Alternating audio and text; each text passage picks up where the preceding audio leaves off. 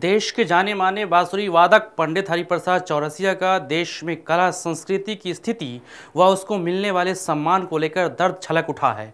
पंडित हरिप्रसाद चौरसिया ने न सिर्फ मिलने वाले सम्मान पर सवाल उठाए बल्कि सम्मान की गरिमा को लेकर भी टिप्पणी की है।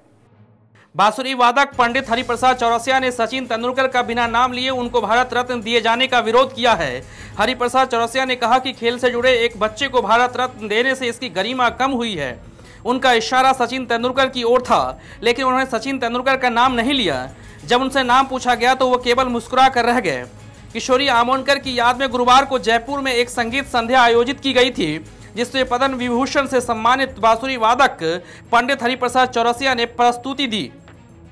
पंडित हरिप्रसाद चौरसिया ने आगे कहा कि यह सम्मान उन उम्रदराज लोगों को दिया जाना चाहिए जिन्होंने जिंदगी भर कला के लिए साधना की हो। साथ ही हरिप्रसाद चौरसिया ने कहा कि खेल में भी ऐसी कई हस्तियां हैं जो सम्मान की हकदार है, इसलिए सरकार को इस बात पर ध्यान रखना चाहिए कि यह सम्मान किसे दिया जा रहा है। हालांकि पंडित हरिप्रसाद चौरसिया क्या कहना चाह रहे थे वो तो नहीं मालूम, लेकिन देखा जाए तो हॉकी के जादूगर ध्यानचंद को भारत रत्न देने की मांग लंबे समय से हो रही है, लेकिन सरकार की तरफ से इस पर कोई ध्यान नहीं दिया जा रहा है। वैसे आपको याद होगा कि जब सचिन तेंदुलकर को भारत रत्न देने की घोषणा हुई थी तब भी ये सवाल उठा था कि हॉकी के जादूगर ध्यानचंद को क्रिकेटर सचिन तेंदुलकर से पहले यह सम्मान दिया जाना चाहिए था।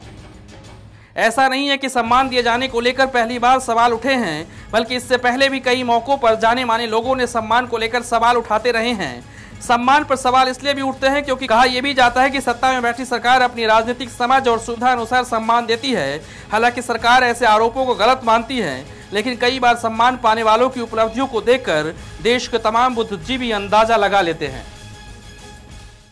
बांसुरी वादक पंडित हरिप्रसाद चौरसिया ने जो सम्मान को लेकर सवाल उठाए हैं, क्या आने वाले दिनों में इसमें सुधार देखने को मिलेगा?